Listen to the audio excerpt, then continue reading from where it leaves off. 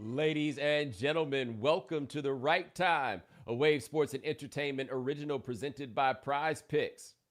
My name is Bomani Jones. Thanks for listening wherever you get your podcast. Thanks for watching us on YouTube. Subscribe, like, rate us, review us, give us 5 stars. You only give us 4 stars, I'm inclined to believe you are a hater. We're going to talk a little bit about some March Madness. Going to talk about some interesting things that Deion Sanders is saying. And yes, I legitimately find them to be interesting. We got some questions from you guys. But right before we jumped on, me and the homies was talking a little bit about Kendrick jumping on that Future and Metro Boomin song. Sean, I just want to throw a reminder out there. The Future is pretty much my age. It is a bit weird when you hear the lyrics. That comes up enough. Yeah, like he's 40 years old. And he's a dad. It's not an exaggeration. Like he's a dad dropping kids off to school. Maybe he's not doing all the dad stuff, but he is still a dad doing dad rap, I guess now. Yes. I mean, he's 40 years old, man. He legitimately is. Like he's a late bloomer. I know how that goes. He exists in a weird space, in the real pace of the time-space continuum. And look, you got to understand, man, by and large, I don't really understand how new rap beef works, because I came across something on the internet yesterday that was explaining that apparently Drake and Future got a beef about some woman that looked exactly like you might expect. You seen that, Sean?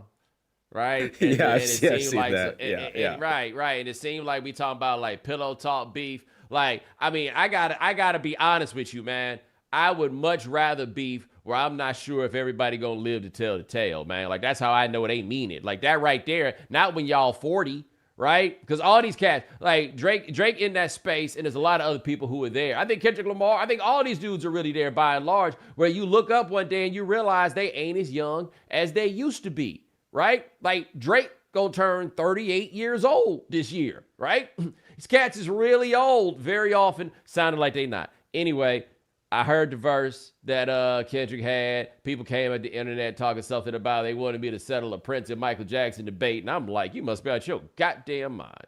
There ain't no way in the world, man. I'm done. First of all, I ain't going to be no arbiter. I have no interest. And not only have no interest in getting involved in that argument, I sure ain't got no interest getting involved in that argument with somebody that's 25, right? Who's like using this as a proxy to talk about their hero, Drake. And I mean, is this your king? Like, that's always been my thing. And you know what? That's why I enjoy when this happens with Kendrick ever so often, Sean. And I don't follow these cats nearly as closely as I would have at a different point in my life. But it does seem like every now and then something happens and Kendrick Lamar is like, y'all really think he is good as me? That's what y'all trying to say. Y'all really think he is good as me? And by the way, there's an argument that he is as good as him, right? I'm not out here making a super grand declaration about it. I'm just saying every now and then, Kendrick Lamar seems to wake up infuriated by the idea that you think this cat's as good as him. It just has to remind you that he finds the notion preposterous. I was mentioning it to you right before we hopped on about how, like, I think the cultural trend on Drake was leaning more positive in the recent months, and then Kendrick finally was like, I have to remind you guys, he's corny, like, in case you guys forgot. Right, he's just like, what do you not see that is readily apparent to your boy, right? Like, just every now and then that happens with, like, it's kind of like me with Babyface, right? Like, Sean, I guess I don't know if we've ever talked about this, but I think that Babyface is a grandly overrated songwriter. Okay, like he got a couple little, like, I'm not saying he don't make a dope beat here and there, but you go through and you really start paying attention to them verses that he out there dropping, and let me tell you what he clearly ain't thought about not one time in his life: a revision, right? Like he got shit that sound like we just gonna put this in here for right now, and then they don't never go back and get around to changing it, right? And I just don't know what it is that other people can't see. They be trying to talk about him like he's Smokey Robinson, and it blows my mind, right? Like when it was the back when they had that thing called Versus. Remember that? It ain't that long ago, but it feels like forever. But anyway, it was the Babyface versus Teddy Riley, and I was like, oh, this is a no-brainer. We going with Teddy Riley. I'm like, look, Teddy Riley did the songs of Michael Jackson. Michael Jackson got the Babyface beats and was like, hey, man, you can get out of here. And I always tell that story about how Tony Braxton did Love Should Have Brought You Home because Babyface gave that song to Anita Baker, and Anita Baker said no thanks. Of course, Anita Baker said no thanks. She too sophisticated to sing that simpleton drivel. Like, if you go back and like, love should have brought you home. You home last night. You should have been with me. Oh boy, you really worked hard on that one, didn't you? Fuck out of here. Anyway, I feel like that is how Kendrick Lamar feels about Drake. Now, I think Drake is way better at his job than Babyface was at his. I just find him to be a wholly unserious person. But it drives this dude up the wall, clearly. And he keeps trying to smoke him out. And that never seems to happen either, because it also seems very clear you might want to leave the little homie alone. You might just want to let it go. Like, who knows? Let me tell you what Drake learned the hard way from Pusha T. Ain't no telling what's behind door number 2. Yeah, just leave the door closed. No, there's no need. No, the door number 2, looking back on that, because gosh, I mean, how long has it been now? But you look back on that, and the Duppy joint that Drake put out was smoking. Like, he delivered a heat rock to Pusha T, only for a bazooka to be sent back in return. He vastly misunderstood. Like, you find this man to be worthy of dismissal. He hates your guts. He just didn't understand what the stakes were, right? And so maybe that's it with these dudes. You're like, hey, man, you'll never know who crazy, right? Maybe Kendrick Lamar got that reputation somewhere. Maybe he like Hammer, where you ain't have no idea that he was the wrong dude to mess with, but in a lyrical sense. I got no idea, but I saw something on the internet too with somebody like the Drake fans all up in arms. The J. Cole fans are just like, yo, man, that was a dope verse. It's for the culture, right? It's for the culture. Yeah, it's kind of it makes sense why each fans are the fans of them. You know, like the J. Cole fans are like, this is great for everything. We're all on the same team here, and the Drake fans are like, how dare you? I saw Drake. What the dude say that Drake was on stage doing self-affirmations, but he was talking about just how he believes in himself and everything else. And I wish there too bad and nobody in that audience had ever heard of the homie Stuart Smalley, because it felt a whole lot like I'm good enough, I'm smart enough, and doggone it, people like me. I looked up and saw that man with them intricate braids and the getup he had on, and I was like, he's 37 years old. Looking in the mirror saying, you are loved. Dog, just overall, it's kind of wild that he's 37 years old. Like, all these cats are almost like permanently young to me, because it was the first time that cats came out that were young and I was not, right?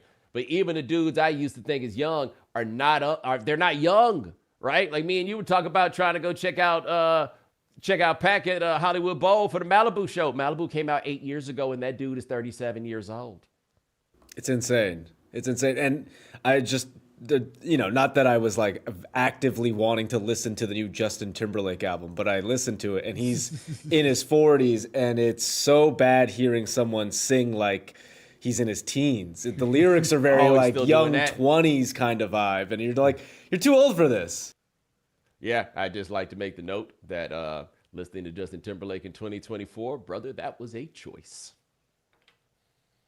You need to take some accountability for your decisions, brother. I blame my fiance. Happily throw her under the bus. I was about to say, I'm sure she's gonna love hearing that. Also, is March Madness going on? So, Sean, I had a realization watching the March Madness, right?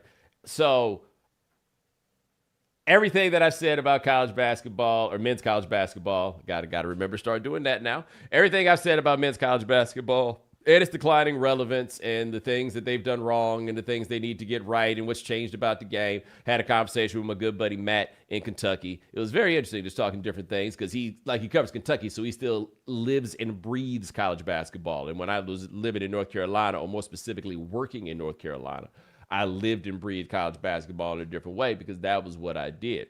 But I realized at some point, I guess it was on Saturday, that I didn't really know that much about the teams, but I had turned on my television and I was watching the tournament anyway. and I was enjoying the games. And like I watched NC State play against Oakland, and I understand that it's pronounced Oakland, but not Oakland. I'm just telling you, I've been to Oakland before, and it ain't looked nothing like those dudes that was out there playing for that team. So they gonna have to be Oakland so nobody gets it confused, right? Like I don't need a situation where y'all misunderstand and you turn it on and you think that you're rooting for the area, and instead it's that dude that only shoots threes. You know what I'm saying? I wasn't doing that to you. So I was watching NC State and Oakland playing that game, and it was a good back and forth. NC State, they got their big fella. They got their rhinoceros out there. You know what I'm saying? He was getting it done. A great passer, by the way. That's another level of chubby baller. It's one thing when they nimble. It's another thing when they see all the moves before they happen. You know what I'm saying? He was doing that.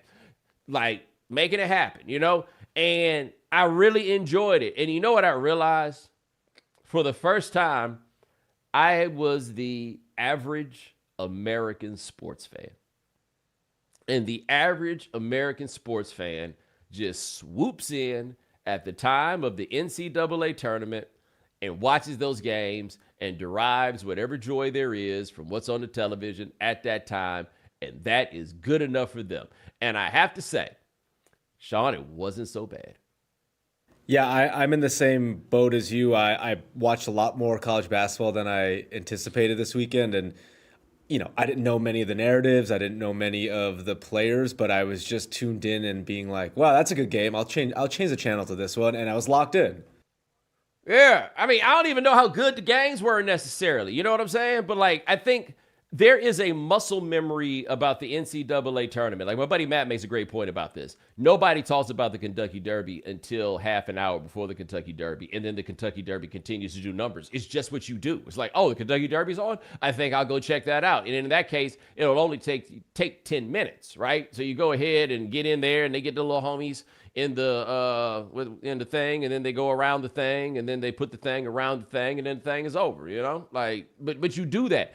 And I kind of had to step back a little bit and rethink, I think, some of the things that I had thought and I had considered about this game, or maybe it's just a testament to what's going on with the tournament, because I think we talked about this a little bit before with the women's game, where I think the women's game has these compelling figures and it's got the action at the top of the game that keep us there. But I will be inclined to get into the women's tournament at the Sweet 16 and Elite 8 portion of it. I didn't have any interest in watching the first rounds of it.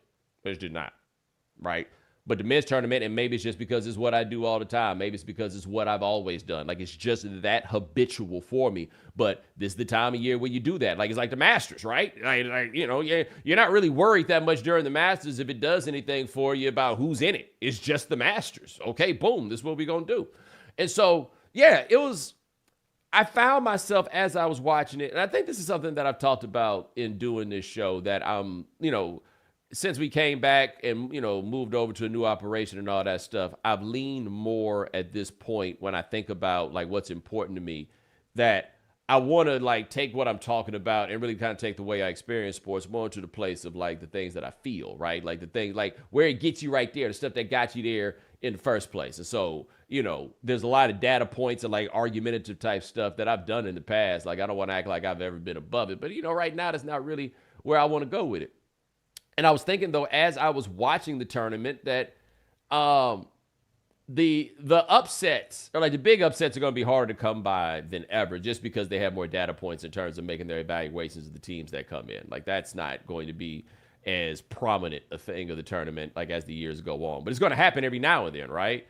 Like, we saw St. Peter's go all the way to the Elite Eight.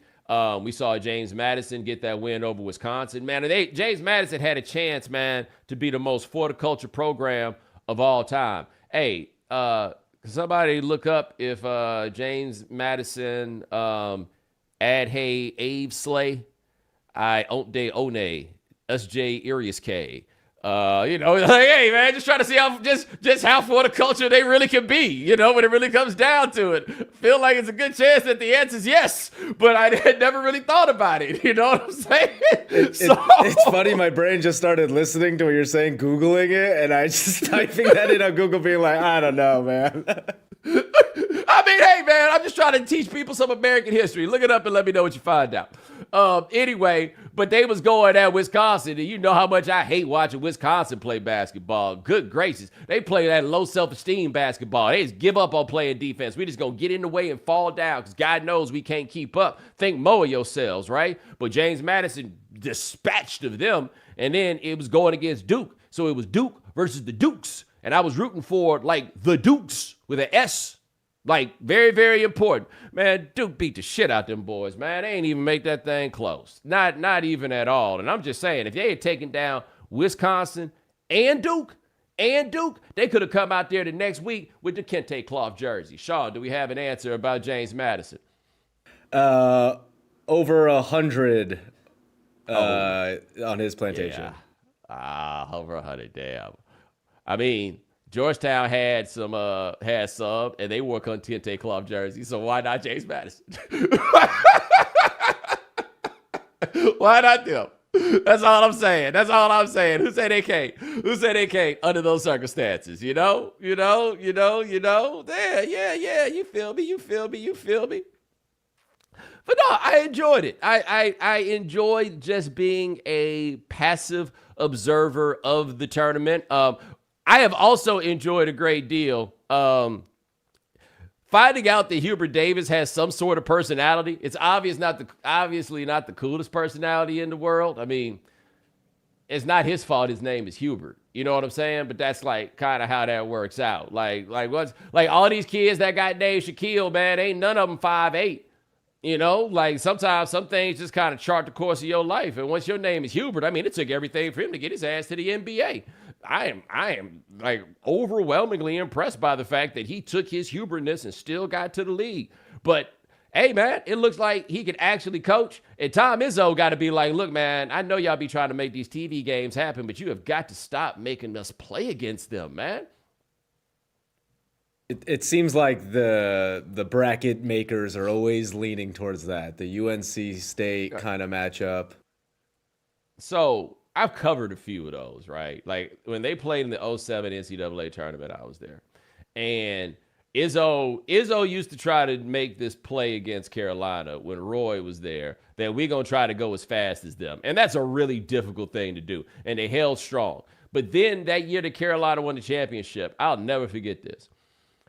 The Big Ten ACC Challenge that year, they had Michigan State playing against UNC. And Michigan State was the home team. The Final Four that year was in Detroit. They put the game, rather than playing it in East Lansing, they brought it to Detroit. They brought it to Ford Field, and they basically set it up like the Final Four would be set up.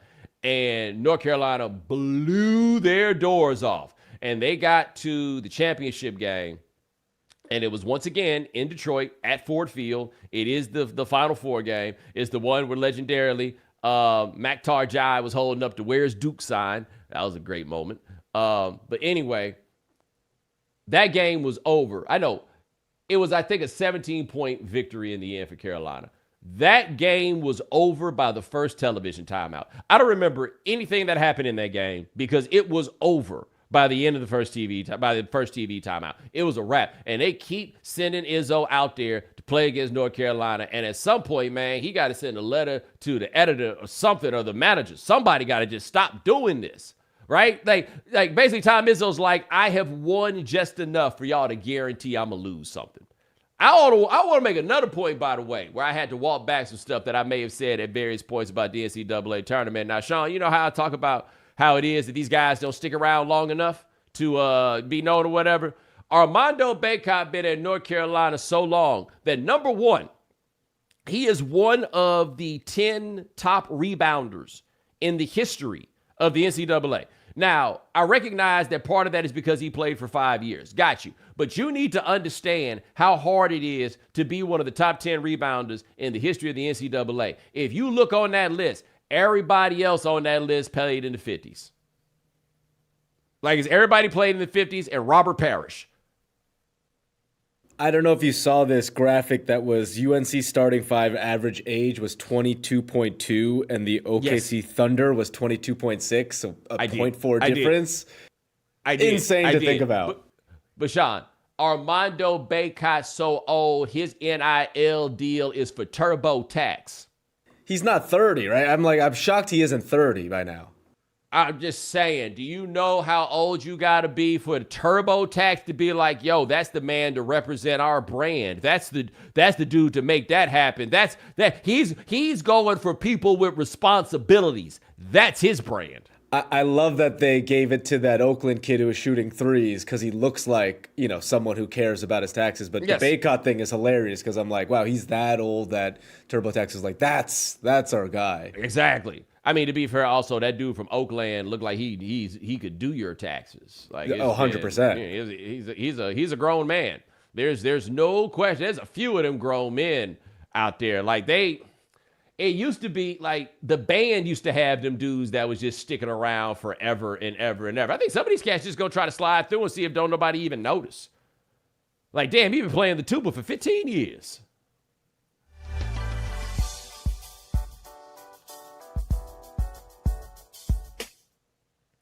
Hey, Sean, you see our coworker Robert out here trying to get it hot in the streets, talk about how Caleb Williams shouldn't go play for the Bears.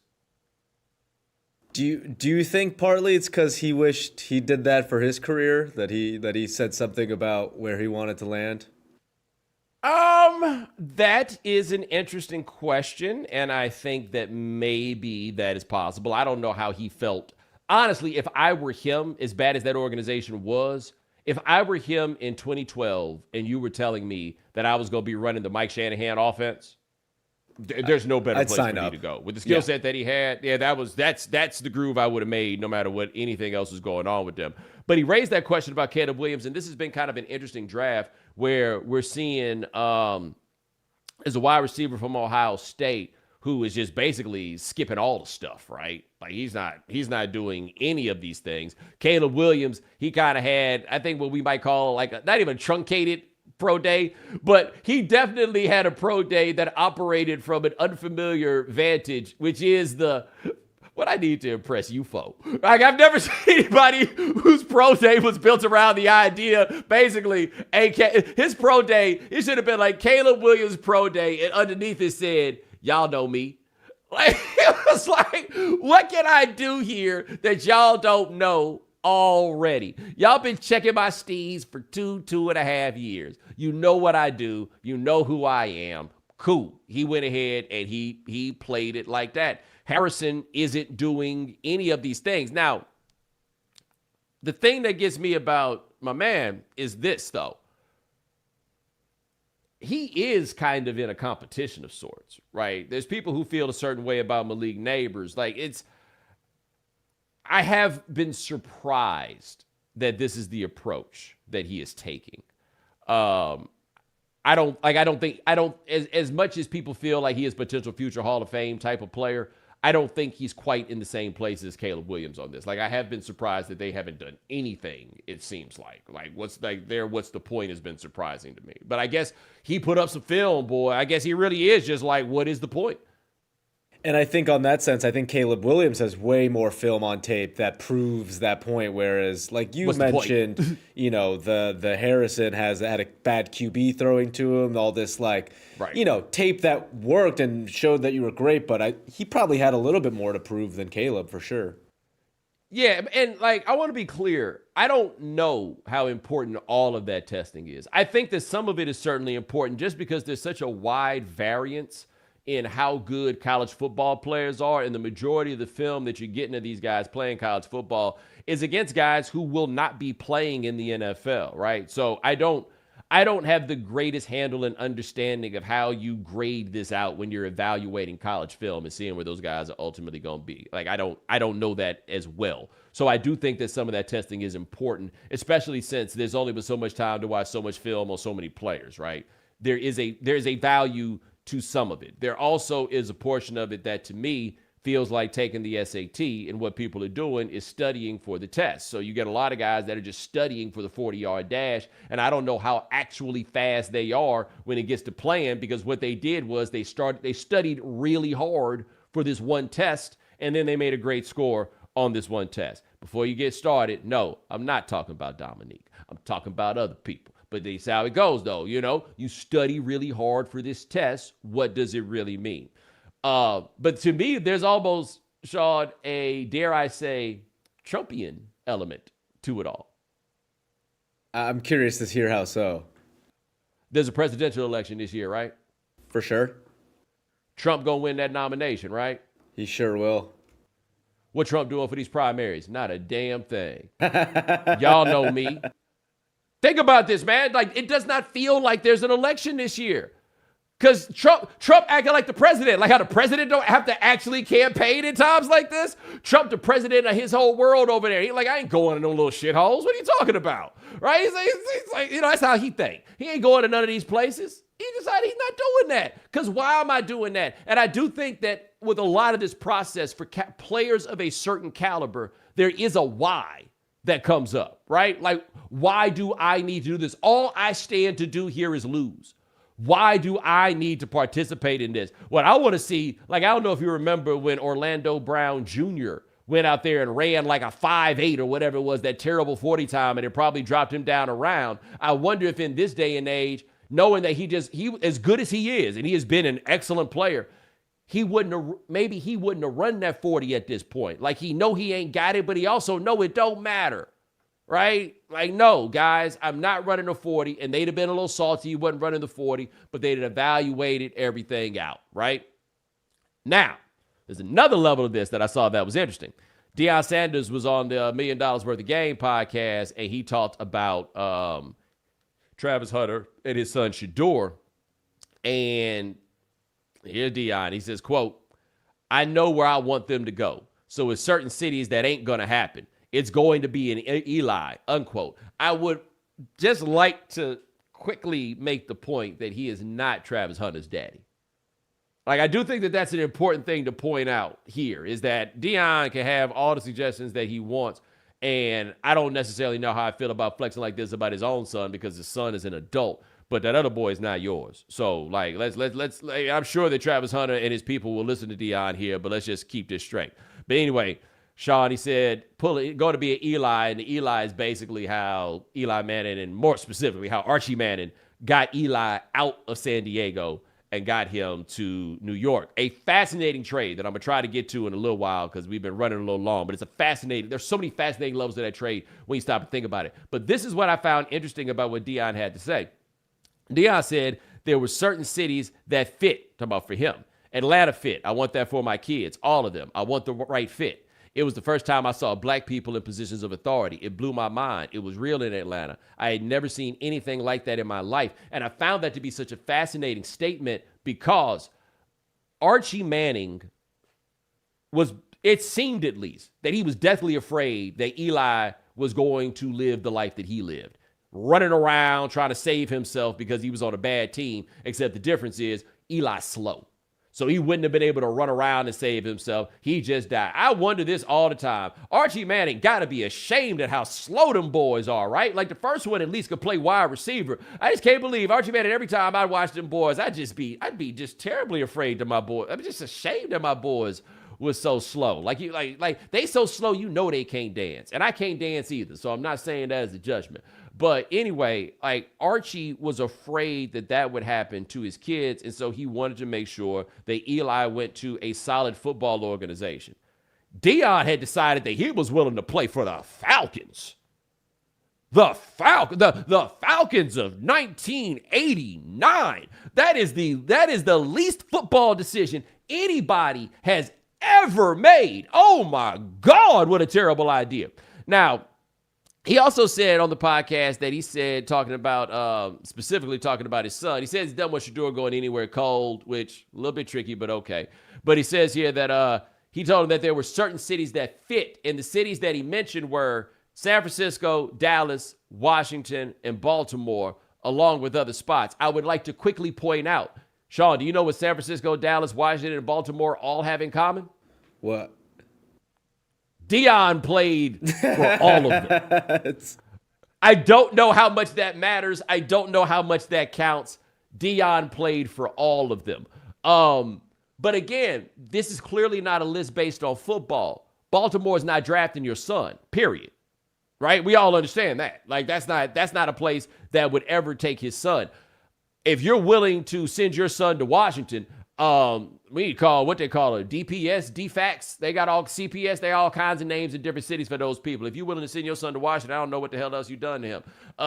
Dallas, I don't think is going to be in the market for him. I don't know what Kyle Shanahan likes in a quarterback. Maybe he is, maybe he doesn't. I don't know. But I don't think that either Hunter or Shedeur are players who will have the ability to steer their fortunes in that way. And look, y'all know me. If you know anything about me, I am the person who champions the abolition of the NFL draft because I find it to be patently unfair. And I will 100% support any player, no matter who it is, who says, I don't want to go to this place where I've been drafted, therefore I am not going to go. I'm on that team. I don't care if it's Deion Sanders or anybody else that's making that argument. I'm with you. If you got the game to pull this off, then you go ahead and pull this off. I'm just saying you're going to need one hell of an agent in order to have a game to pull that off with these guys. Now, maybe Shedeur comes out and he is the number one quarterback in this draft. The argument against that is last year he was at best the number 4 quarterback in the Pac-12. But those guys are gone, and they might all get drafted in the first round for whatever it's worth. He could come out and be that guy, that number 1 pick in the draft sort of player. But how many people are going to feel that way, and how many people are going to be willing to move up to get you? And this part is very important here, okay? Is this league going to click up and say, we not having this? Because that's what it felt like they were trying to make the point of with Lamar Jackson. When you had people making announcements, they wasn't going to go after Lamar Jackson. That could have used Lamar Jackson really bad. Now, you can make the argument, and this is what people do when it comes to that, because it's specifically in reference to the Falcons. And they say, well, Baltimore was going to match any offer anyway, Okay, that's fine. Make them do it. And if that's the case, cool. You don't have to put out an announcement that says that you don't want him. You didn't put out an announcement that said that you wanted Deshaun Watson's old nasty ass, right? You don't have to apprise us of every move that you gonna make. You don't have to. That's not required, right? But they wanted us to know that. And so it was a fair question for a lot of people to ask if the league decided to click up and say, no, we're not gonna let this man dictate what's going on. That very same league could click up and do the same thing to Shedeur Sanders. And so if that happens, if I'm not mistaken, you go back into the draft the next year. Maybe he can afford to miss them checks, right? I don't recall Travis Hunter's daddy being Deion Sanders. Therefore, I'm not really sure that he could afford to do such a thing. I also don't know with Travis Hunter, he's not big. Like, he got folded up in that game last year where he missed all them weeks, and that was not, like, I think there are going to be real questions about size for him in the NFL, especially if he wants to play corner. Right, like maybe he could become some super shifty slot guy or whatever as a receiver. Like maybe that's possible. But I think there's going to be some real questions about him playing defense, just about in terms of durability. Because you go look at him play, man, he just doesn't seem to be that big or really had a kind of frame that's going to allow him to get that much bigger. Like, I just don't know if they're going to have the game or the sway, or maybe they have the greatest agents ever that will allow them to manipulate the draft in your favor. But I raised this question about the manipulation of the draft, right? And again, do what you want to do. I support you. I'm just saying that the decision to manipulate the draft, or you go into one of these places that seems terrible or whatever, I ain't always been right in the way that I thought that things would go. And the teams that get engaged in these things and the players who get engaged in them haven't always necessarily been right either. Case in point, I absolutely thought that Joe Burrow should find a way to not go play for the Cincinnati Bengals. Hard stop. Like, I mean, they used to make dudes reuse jock straps. I'm not making that up. Like, that's what they're about. They just the notoriously cheap whatever organization and everything else. They have flourished since Joe Burrow got there. Part of that's drafting Jamar Chase. Part of that seems to be a declining role of Mike Brown in the organization, where Mike Brown was typically the biggest problem. But I absolutely would have told the dude not to go to Cincinnati. And the Cincinnati thing, at least heretofore, has gone very well. And they've gone to a Super Bowl. And Joe Burrow's getting his money, even though, I mean, all those things, right? It looks a lot better there now than it would have otherwise. Okay. I talked about the Eli Manning trade in 2004. Here's what's so interesting about that. And It's interesting also because Drew Brees wound up being good. And so Phillip Rivers, after he held out, didn't even play for 2 years after they thought he was going to take the job. Drew Brees was so sorry that in 2004, he won Comeback Player of the Year and he had never been hurt. He just came back from being sorry. Like, I don't even know how it was a comeback. How's it a comeback if you ain't been here in the first place? But whatever. That's where it stood with that. But the thing for Archie was he thought that the Chargers were a poor organization. And at that point, there were reasons to think that it was a poor organization, and he did not want his son to get stuck playing for a poor organization. That was in 2004. In 2006, the Chargers were the best team in the NFL. Now, the problem, of course, is they were also the Chargers. But part of why we have the perception of the Chargers that we have is because of what happened in 2006, where they had that game against the Patriots, even had the interception that might have iced the game before they fumbled it and the Patriots got the ball back, basically turned the interception into 20-some yards going down the field. But in 2006, remember this, that trade that the Giants made to get Eli Manning, they had to give up their first-round pick the next year, and the first-round pick the next year was Sean Merriman. Like, they gave up a lot in order to make that happen. And they got the quarterback who wasn't as good. You will never convince me that Eli Manning was a better quarterback than Phillip Rivers. I don't give a damn how many Super Bowls Eli Manning won with the Giants. I don't care how many Super Bowl MVPs he won with the Giants. I was there. I'm going to say it again, all right? I was there. He wasn't the Heat like that. I think we all know he wasn't the Heat like that. But somehow the Giants got the worst player, and it worked. Somehow the Chargers wound up not winning the Super Bowls, and it worked. Like, Phillip Rivers is legend of franchise, all of that stuff. Like, somehow it worked. But the Eli Manning concern about the franchise was ultimately proven to be unfounded. Like, that wasn't really the case. Go look at the Giants now. Do the Giants look like a well-run franchise? And even at that time, keeping in mind that the only playoff games they won in the Eli Manning era came in those Super Bowl years, were they really that great a run franchise? Right? Now, the John Elway example, of course, is a great one because the Colts were so bad, everybody could see that one. And it ain't really getting no better for a long time. They basically needed Bob Irsay to die. Like, every time any of y'all who think that Jim Irsay is crazy, please understand he an upgrade from the last one. But anyway, that move there clearly worked for John Elway. Like, I think there's no question about that, and he did wind up going to a well-run organization. I'm just saying that I'm down for the guys to try to make it happen as they want with the draft. I'm just saying, trying to figure out how to maneuver it, that part is really, really tricky. And it is fascinating to see the things that Deion Sanders prioritizes because he does not seem to care that much about the quality of the organizations themselves when he says that. And so I don't think them boys are going to have the flex to do it. But if they do have the flex to do it, oh boy, ain't no telling what Deion going to flex them into.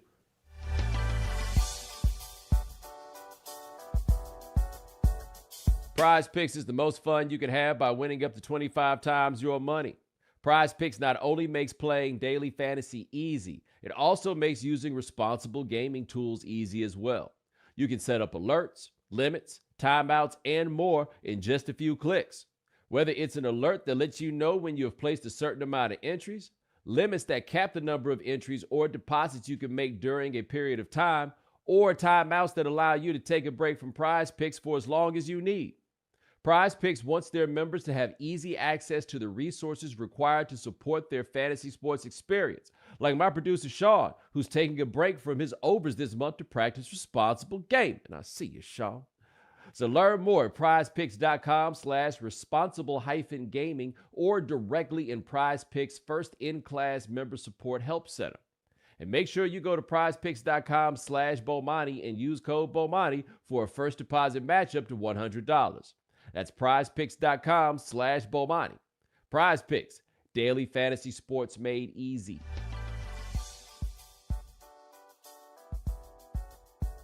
It's spring break season, which means I'll be traveling to all the places you kids won't go to. Places like Iceland or Hawaii, where I know I'll be free from the chaos and will be able to enjoy myself. Traveling is all about new experiences, and Viator is the perfect app to help you do that. Viator is a website and app where you can book travel experiences like museum tours or get access to great restaurants in new cities. They offer everything from simple tours to extreme adventures. With over 300,000 bookable experiences in 190 countries, there's something for everyone.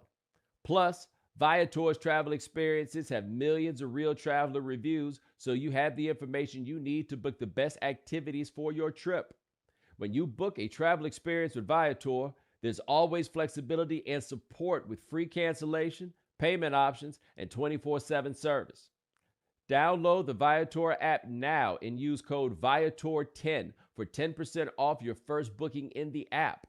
One app, over 300,000 travel experiences you'll remember.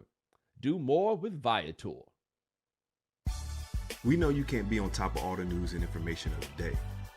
No need for the social media feeds. We got you. Now, if you haven't heard. All right, Bo, our first clip of the day. I'm just going to let it speak for itself. My name is Sarah Zhang, and I'm a staff writer with The Atlantic. I have a recent story about how DNA tests are revealing the surprising prevalence of incest. So a few years ago, I heard about a support group for people who have taken 23andMe or Ancestry DNA tests, and they found out that their parents are very, very closely related, usually first-degree relatives, meaning that they are brother and sister, or often father and daughter. My first thought when I heard about the support group was really just simply, oh my God, there are enough people finding this out that there is a support group? And the answer is yes, absolutely. A genealogist who's been tracking this most closely, her name is Cece Moore. She told me that she's personally come across well over 1,000 cases, most of them also involving first-degree relatives. A geneticist told me that the rate is 1 in 7,000 in the research database in the UK that he's looked at. So DNA can't tell us exactly what happened in these cases, but in a lot of them, the mother is quite young, maybe in her teens. The father of the child is her own father or her older brother, so it's really hard to imagine any sort of consensual scenario. So this means that a lot of times people who are finding this out about themselves, finding this out about their parentage, they're kind of realizing that their very existence is evidence of rape and sexual abuse. Cece has really had to figure out how to break this kind of news to people, and it's part of the reason she created a support group so that people would know that they are not alone in this situation. It's obviously not common, but it's not as uncommon as we might think or might hope. And after all these years, DNA is just finally shedding light on a situation that's long been shrouded in secrecy and stigma. I just thought you guys should know. Sean didn't have to say nothing. You ain't about to make me say nothing neither. What's next? Here we go. Next clip. Hi, my name is Anna North, and I'm a senior correspondent for Vox.com. This week, I wrote about a growing movement across the US and Europe to ban cell phones in schools, or require them to be locked up in pouches made by a startup named Yonder. School districts in at least 41 states have bought the pouches in recent years, a response to behavior issues as well as concerns about students' mental health and learning, which have ramped up since the pandemic. A lot of districts have adopted the pouches in response to very specific concerns. In Akron, Ohio, for example, students were coordinating fights to post on social media, officials told me. But the move to keep phones out of schools also comes in the midst of a bigger debate about whether the devices, and social media in general, are having dire effects on childhood development and the lives of teenagers. I broke down some of the research, and while there's good evidence that having a cell phone could lead to distraction and problems with learning, the research around mental health and phones is a lot less clear. Sean, I asked this sincerely, and I know you don't have kids, but just help me out here. What do they need the phones for? That's what I'm saying. It doesn't add to anything at the school other than maybe calling if you need to get picked up or anything. But the schools provide that, you know. They got phones. They got Exactly, like if yeah. I needed a ride, there was a way to do this. What do you need the phone for? Like the idea that this is like, and I know a lot of this starts with kind of hover sort of parenting, if there's such and such, I need to get in touch with my kid and my kid needs to get in touch with me. Or I'm just throwing this out there.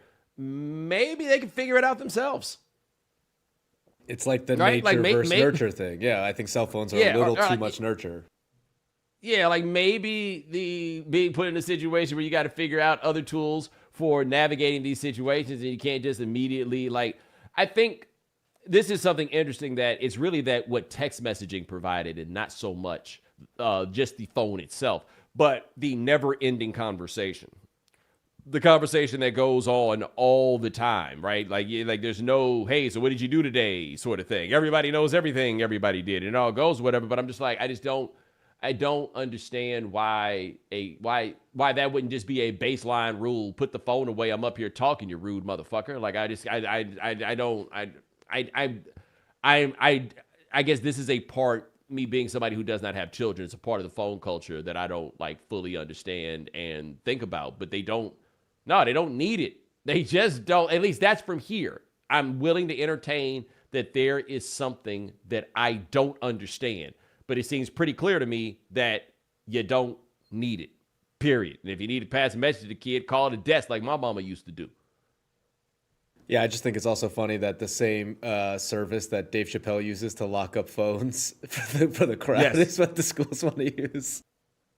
I'll tell you this, though. When we did our live show the other night, I really, I go places and I feel bad for people sometimes. It's like, yo, put the phone away, man. Like, it ain't that important, and this is wild rude. Put the phone away. All right, our last If You Haven't Heard is on a pretty big pop star. My name is Alex Abad Santos, and I'm a senior correspondent at Vox. This week, Beyoncé released a teaser for her upcoming album, Act 2, Cowboy Carter. It's country-inspired, and Texas Hold'em, one of her lead singles, has already hit #1 on Billboard's Hot 100 list. Beyoncé posted a message on Instagram stating that her decision to make a country album was inspired by an experience where she said she did not feel welcomed, and it was clear she wasn't. The incident in question seems to be the 2016 Country Music Awards, a show I had covered at the time. Beyoncé and the Chicks, formerly known as the Dixie Chicks, performed her song Daddy Lessons, and in the wake of that collaboration, the CMAs were hit with a wave of racist and sexist backlash.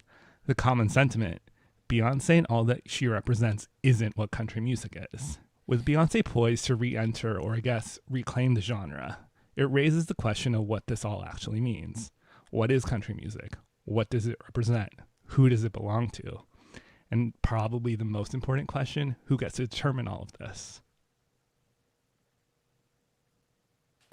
I am fascinated by the idea of this album, and I am very much so looking forward to hearing this album. I have already pre-ordered it on the vinyl, and just so you guys know, I think the album comes out the 29th, Sean, so that will be this Friday. Me and Spencer will be on here on the following Wednesday to talk about this album, because quite honestly, it's going to be interesting to have conversations about this album with someone who actually listens to country music, right? And I dabble, like I can't pretend. Like I like 3 people. I can't sit out here and act like I'm some kind of like country music expert, right? So I really want to hear this. And a big part of why I want to hear this, and I think me and Spencer will talk more about it when the record comes out, is that I have found with these last few albums of Beyoncé, she has become a really talented interpreter of songs.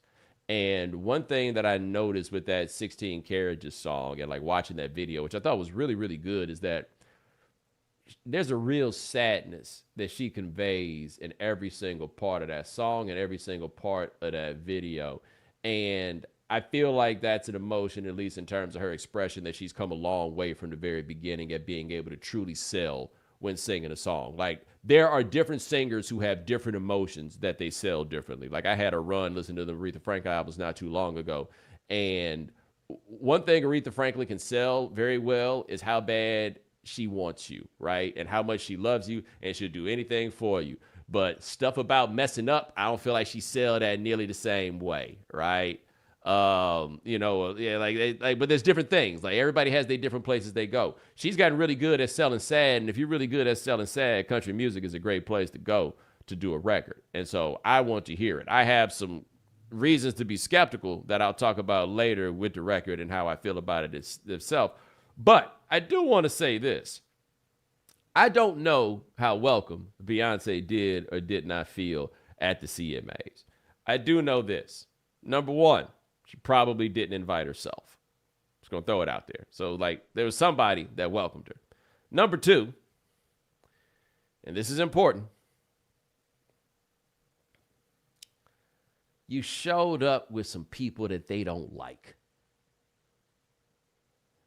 Like, you can't show up with them and then be like, damn, why everybody looking at me like that? You know They don't like those people. That was a flex, okay? And if you are outside of that world, it is a flex. And if you have a certain set of politics, definitely, that is a flex that you probably have a certain measure of respect for. And hey, is what it is. But some people don't really like being flexed off. I can understand why, under those circumstances, that you might not have gotten the welcome that you were really, really looking for. You may have been like, hey, I'm putting them back on in their space. They had a rough go of it. You know what I'm saying? People wasn't treating them right. So I'm coming through for them. And that was a very nice thought if that was what your plan was. But you wasn't going to get them no further in their room. That I'm the queen. The value of your queendom stopped at the door when you showed up. Right there. Reba McEntire might have been able to bring them in there and get this stuff around, right? The ghost of Loretta Lynn might have been able to make it happen.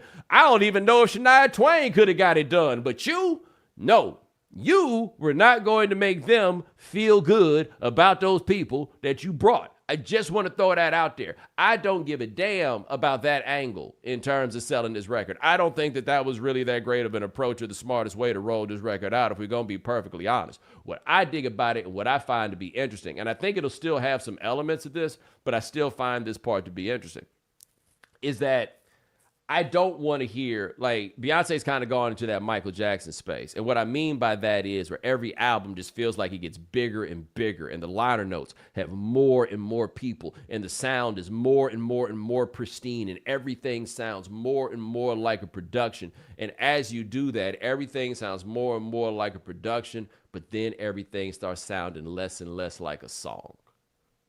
You know what I mean?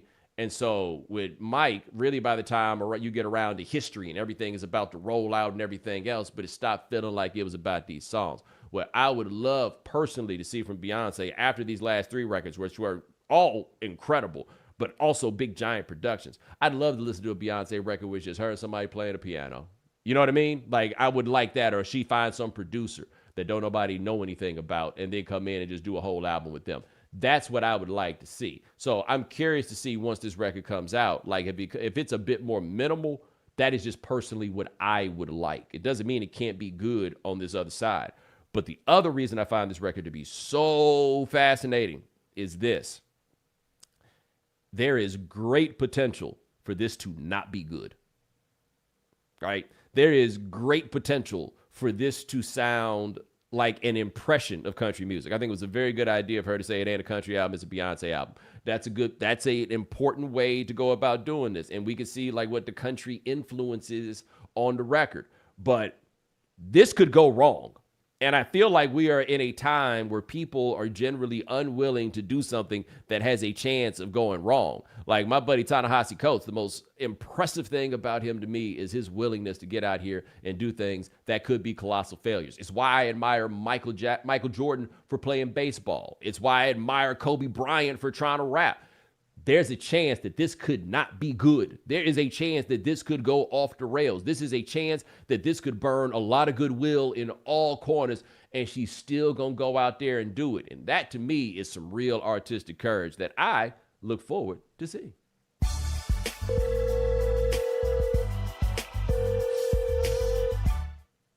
All right, Bo, you had the audience send in just any questions that they wanted to ask you, and here's our first one today.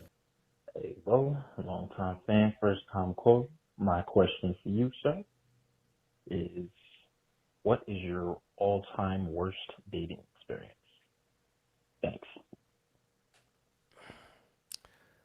My all-time worst dating experience. I feel like, Sean, should I give him a sad one or a funny one? I think we get enough sad with the if you haven't heard, so I'd prefer a funny one. Cool. I'll go with a funny one, right? All right. So it's the year 2003. I'm at a party in Beverly Hills. It's like some BET Awards pre-party. It's like 5 days before I'm set to move back to go back to Atlanta after finishing graduate school in California. My man Brian comes down, aka Crazy, for those of y'all who know me and need to differentiate between the Brian. So it's me and Crazy. We roll down. We at the spot. We cutting up. We having a good time, man. We having a real good time at that party. And I remember this lady walks up to me. I had this black and mild behind my ear because I was that age. And she walks up to me and says, "Can I get that black and mild from behind your ear?" It was some Jamaican accent that I don't do very well. And I was like, "Cool, but you got to come back, and holler at me." She said, "Cool." She took it. She went outside. My man's told me she walked back in and she hit him with the, like the nudge, bumped him out the way. I'm grooving with her, man. Everything going right. My mama listening, so I won't tell you the next part of this story, but everything was going cool. And I'm like, "Yo, so what you doing tonight?" And she's like, "No, I have to go home. She got to go see her daughter or whatever." I'm like, "Cool. So look, I'm leaving town in 4 days, or however many days it was, right?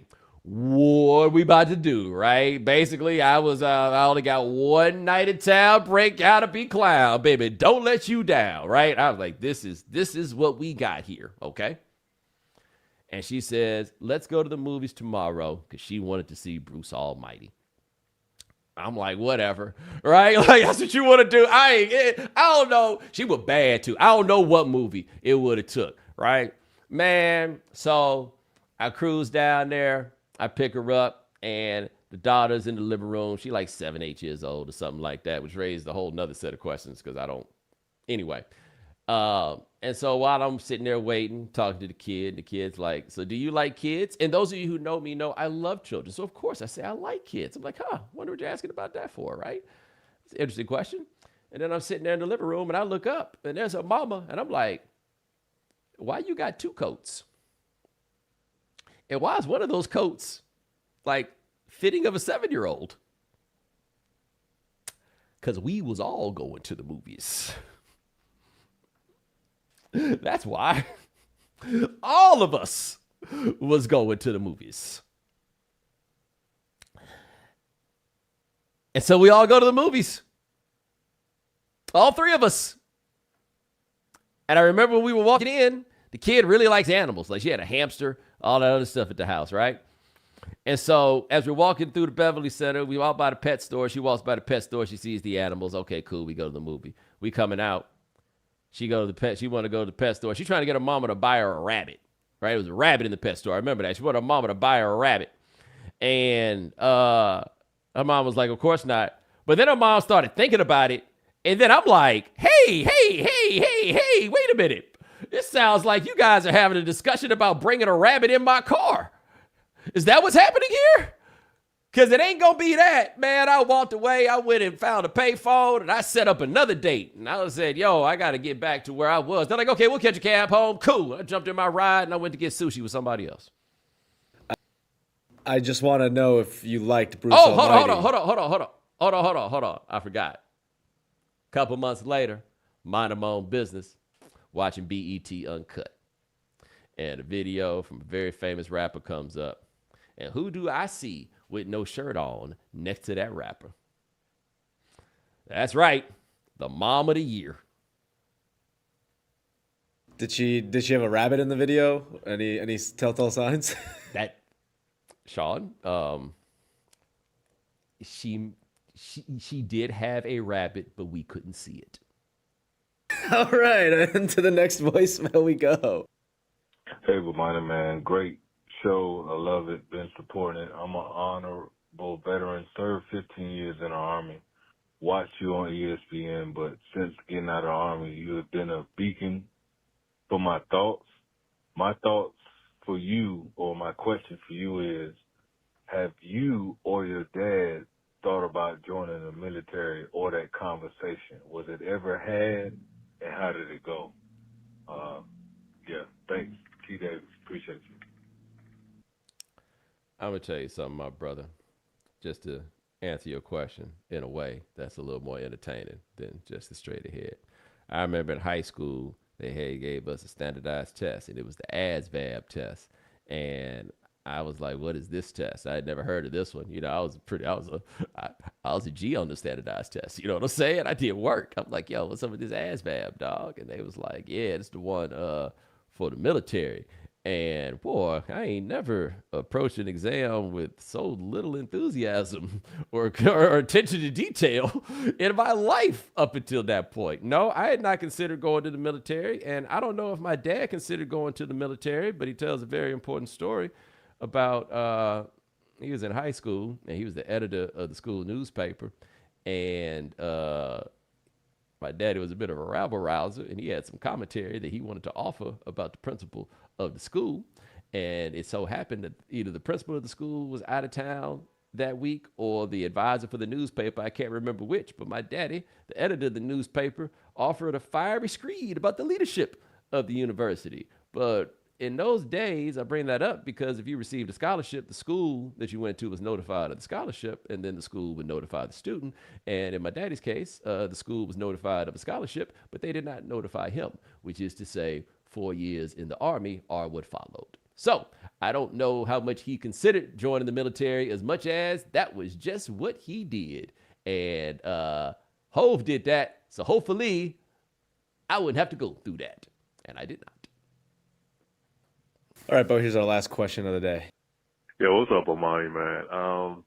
As a fellow HBCU alum, man, and a Southerner, and with the recent Freaknik documentary coming out, I'm curious to see, man, did Freaknik have an effect and influence on you attending Clark Atlanta, man? Also, you know, it being the AUC, at the time I was going to school, I was looking for schools. I toured AUC, and brother, I get it. So, just curious, man. 'Cause I remember my cousins used to talk about Freaknik all the time. I was like, oh man, I'm gonna go to HBCU in Atlanta because of that. So, just curious, man, if Freaknik had an influence and effect you going to Clark Atlanta. Love the show, man. Take care. All right, no, it didn't have any effect on me going. I mean, I was going to an HBCU regardless, and my brother told me I should go to Clark, and so I just made that decision. That I didn't really make the decision, but that was the move that I ultimately made. But I will tell you this: I went to college with a lot of people who went to college in Atlanta because of the Freaknik, not because they were there at Freaknik, but just because they saw the tapes. And I have to say, what a stupid reason to decide to go to college somewhere.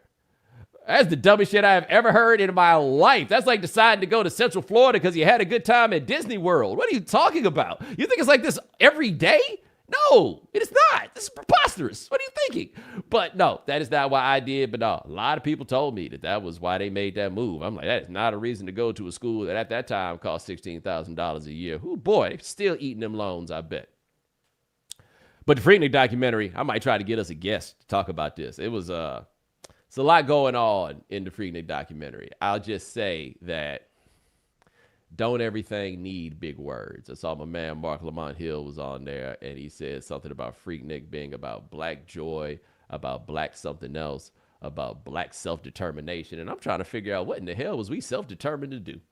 What are you talking about? Like, I was like, I went to Freaknik in 98. That was the last one. And I ain't think about no big words. It wasn't, we